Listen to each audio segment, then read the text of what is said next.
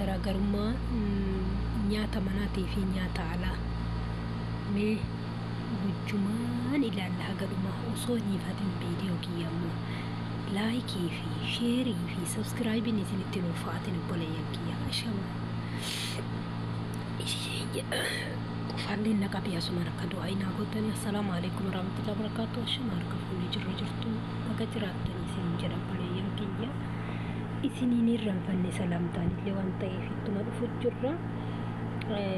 Wallahi nyaanni kun nyaata manatti dalagame nyaanni manaatii fi nyaata alaatii fi nyaata mana garaagarummaa isaa manatti abbaan qulqullina ofii eeggatee seeraan hojjetaa jechuudha. Wanta qofa harkaa irratti fayyadamuu kennan jedha. Hunda kanayyuu wallahi baay'ate jechuudha. Alhamdulillah muka lalaata hunda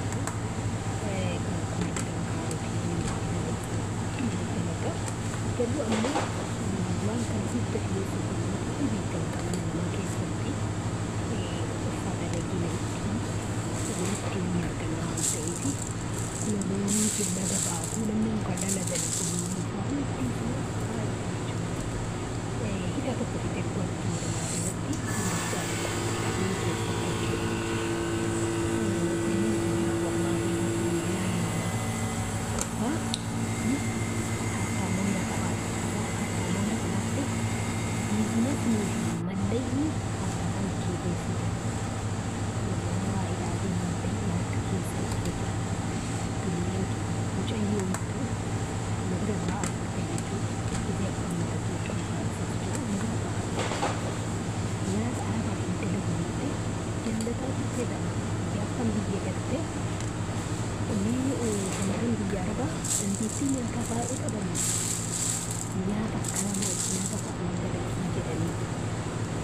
lagi dengan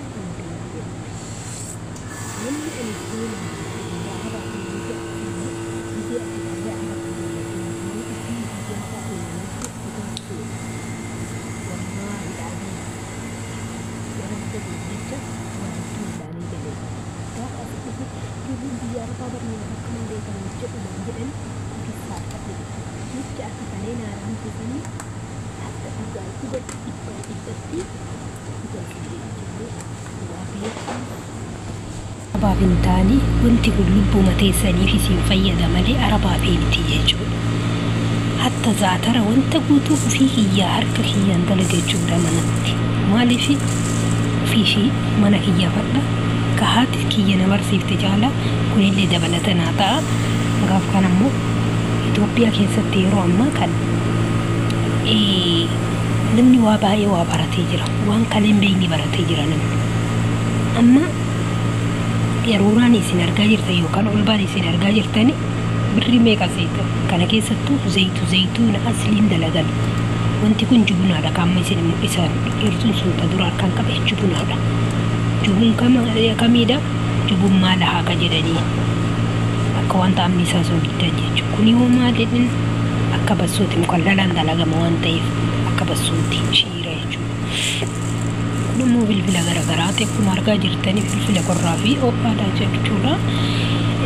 Akkasii mucattiin suni wallaahi laazeem gaafa uummanni akkas jedhu ijoollee biyya arabaa taatee akkamitti waa ilaalta gaafa jirre naan jedha saalfadheetti wallaahi hin saalfadhe mukkee abbeetti jechaatti kanneen naan jette san gootu itti gaabbe osoo baradhee keessa kiyya cabsisee jira osoo saambusaan barate wallaahi suma wallaahi odoo saambusaan barate nasii galte nama ofii kiyyaan beeku jechuudha. Sila kanaafuu waan beeynu jedhina hatta yoo dalagullee jaraadittan keessaan fixa isaati waan hin beeynellee malaan itti galaabti ijaan fixa akkasiin namni waa dabalata harki keessan harka biizinasaati birriin harka keessan keessa jirti leesh ni wallaaltuu taanaa wallahi Itoophiyaan keessattuu waan irraa faayidaa buuftuu hin beektu wallahi laziim ana ma haqiiqatan jechuudha Itoophiyaa keessa kana ulaagaan isa naanguunnan ka barbaade dalaga namitti gargaaraa ture cinaan itti galee hadha ofii kiyyaatti bu'ee dalagee jechuudha namitti tanaayyuu miti ta duraan biratti baradhe waa hunda tanammotu itti himee walii gallee kanas ishii jennee waliin itti seedde. Isiin aslan ana jala barattee isiin kakaarutti qofa beekte. Wallahi haqiiqatan jechuudha. Zayituun yeroo ammaa meeqa? Zayitiin jechuudha. Zayitii orjinaali. Zayitiin amma isa kana buufame kun guutuun waan gatamu isinitti hin fakkaatin waan gatamuuti. Waa yeroo baay'ee irra dalagamu. Amma tun birrii 30 ila kuna xiqqishoon awwaala fuudhitu. Birrii 30 takaaruuti. Kun ammoo guddichi sun kan hidhatee jiru sun nama biraa fudhate hedduu fudhatame. Kun akkana zayitii asliin dalagame kuni birrii 40. Kun ammoo guddicha jechuudha. Kan hidhu kun guddicha birrii 30. Kun ammoo badinjaan hin beeytanii wanni isaa summaa qonni isa guutuu dalage isa keessatti hashwa jira. Hashwa sanatti buuse inni ol baan sun birrii meeqa? Badinjaan asli guddiidha jechuudha. Hunda keessaa fi badinjaan zayitoonni habbaan sun guddiidha. Garuu zayitiin guutuu orjinaala ofii kiyyaa itti godhe jechuudha. Zayitii wanni osoo hin taane ta'uu hin xabbasan osoo hin taane ta nyaataa ta'uuf dandeette jechuudha. Isiidha. Kun amma xiqqaadha. Kan amma waan irraa fufudhatamee isin mul'isaa jira malee wallahi laaziim waa wanniitii miti jechuudha. Tunuma birrii 15 xiqqishoon tun kun birrii 30 akkasii jechuudha.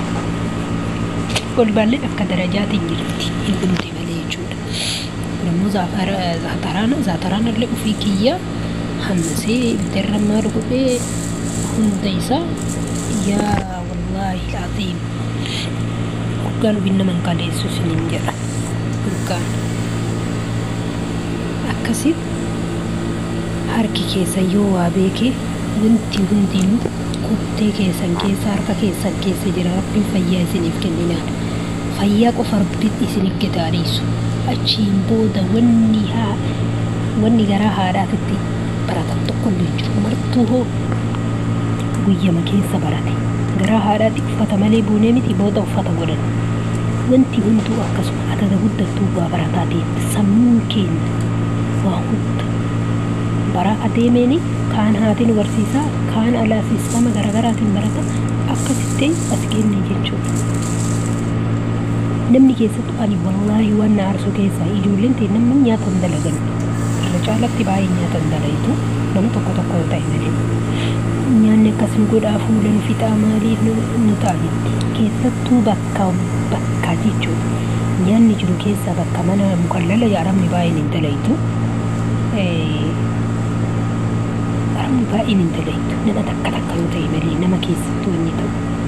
Akkuma dura isiniin jedhe viidiyoo kiyya tokko irratti dura mana kukusiitii fi mana waraqee nabiitti maran dalagee kukusiillee ofii kiyyaa dalagaa booda wanni illee ofii kiyyaa dalagaa ture dadhabee irraa bahee jechuudha.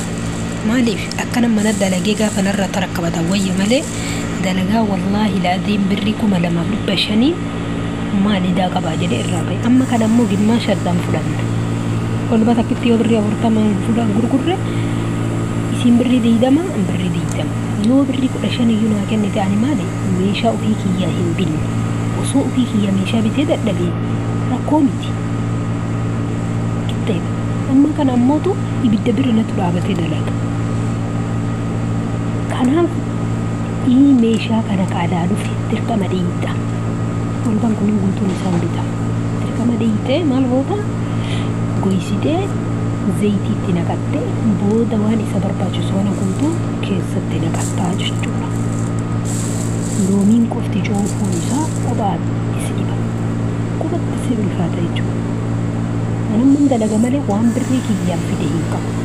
Dhugaa rabbii wanni birrii ofiitiin fidanii fi wanni haati fiddu tokkoomti waan ta'eef.